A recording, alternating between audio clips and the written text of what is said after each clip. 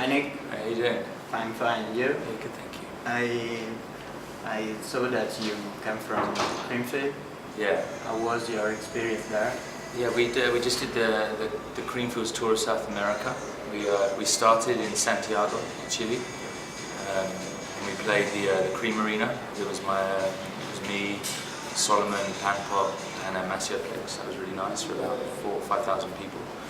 And then we went to Buenos Aires where we played the main stage, and I think we had about 55,000 people there. It was amazing. It was me and Davide, we were two underground artists on the stage, and then later on it became like Faithless, Underworld, and more like electronic bands. And then did the last show in Peru with Davide again, Ellen Alien, Michael Maya, and Danny Days, and it was great. South American dance scene is really special. You know, it's one of the places where you get the biggest responses, I think, in the world for your music. When I thought this interview, I focused on one of your latest gigs in Ibiza, the set with you, Carcass. Oh, the closing? Yeah, the closing party, Space Closing Fiesta, and you played in the morning with the sun. Yeah, it was very special. Yeah, it was. Which were your feelings there? It was something that, you know, me and Cole had played back to back earlier in the season, and it was really special. And we were like, you know what, let's do something. I couldn't announce that I was playing originally because I was doing the closing of Ushuaia with Joris. But Carl said, look, I really want to close Space. I want to do the car park first, and then we want to go on the terrace and play back to back. So for me, it was, you know, wow. So the whole club was shut, and just the terrace was open. I think we started like 7:30, 8 o'clock in the morning. I was there, and he didn't want to stop. He's got so much energy, that guy, and it was incredible. You know, I think for me that was one of the most special moments I think I've had in my career. You know, playing till like, I think it was 1 or 2 in the afternoon. It was special. We've got to play everything, you know, especially at the end. We got to play a lot of classic records, and people were sort of singing and dancing, and yeah, and it was a lot of fun. Have you ever imagined to reach this position in electronic music? No, I think especially when I started, it was more like a labour of love, passion, you know, so I didn't care. I was working in a record store, spending all my money on records, you know, making no money, living at home, and I think that was the thing that really made me really enjoy music, you know, that I wasn't doing it for like a job. I didn't expect it to be a job. I thought it was just in my local town, playing my local club, Maidstone, and just doing my thing, and I'm very fortunate and very lucky to be doing what I'm doing now.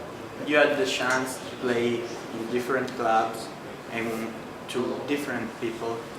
Have you ever find different aspect of this people culture? Yeah. And have you ever modified your approach to the dance floor? Yeah, I try and keep, wherever I play and whatever country I'm playing and whatever club I'm playing, I try and have the same theory behind my music, you know. It's always going to have to be in line with what I play. I don't change my style too much, you know. I have a wide range of music anyway, so I play everything from deep house all the way through to techno. So I approach the situation with, am I playing a festival? 1.5 hour set. I have to play a little bit more of everything compacted into 1.5 hours. But sometimes I get to play the special sets, you know, where I get to play 6-7 hours, and I get to start off slowly and build and build and build. And I think I use this process everywhere I go. Sometimes, if I'm going to an event which I find a little bit more difficult to play, or the culture is very new to the people and they're just getting into electronic music, I try and play a lot of my older records, you know, people that are familiar with, but still keeping it within line. Maybe a little bit more easier, a little bit more, you know, less difficult for the dance floor. But yeah, but my main theory is trying to stick to what I got, and I also like playing new records. So I want people to hear new music, and try and push the boundaries. And what about Europe? This bad economic period in Europe. I think that people need to have fun and to stop the worries. Yeah. And do you think that DJ has lose a responsibility in this scene? Yeah, I do. I think, especially, it's crazy, like the two countries, well, there's 3 countries that are really affected, like Greece, Italy and Spain, with the economy is very, but they're the three of my favourite places to play.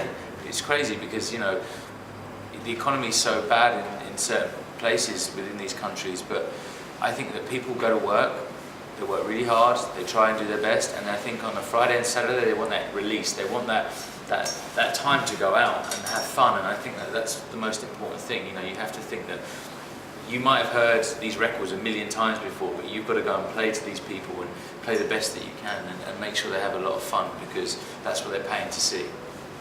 Let's talk about your label, the Sage Record, designed on your point of view about music, but open to young producers. Yeah.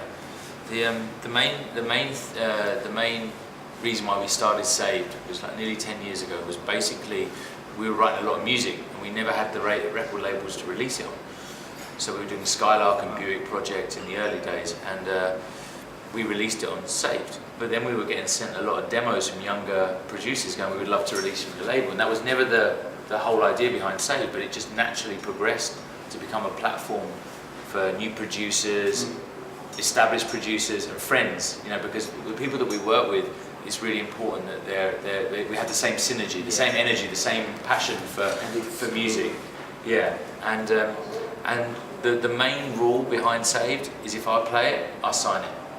And you know, I don't want to have a label where I sign records I don't play, because I don't see the point, because when I go to a club they want to hear me play the records that are on the label and the records that I produce, and yeah, we've had some great artists over the years come on the label, and then actually in February 2014 we celebrate Save 100, which is our 100th release, and we're going to have 10 original records from certain artists that have been with us over the years, and then 10 remixes of our favourite records over the years.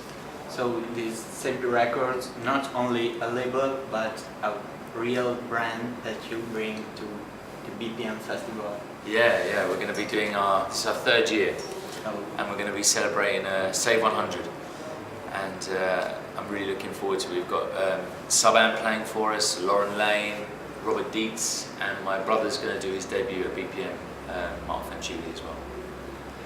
The last question, but not the least. I asked you to watch the camera and to give some tips to the young producer.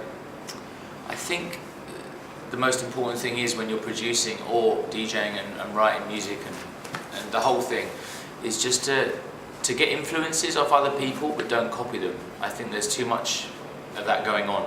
I think you should try and get influenced by, you know, people that you're into and stuff like that, but make sure that you take your own spin, make sure you make it your own, because I think that's the most important thing, because people want to see individuality, and that will get you far.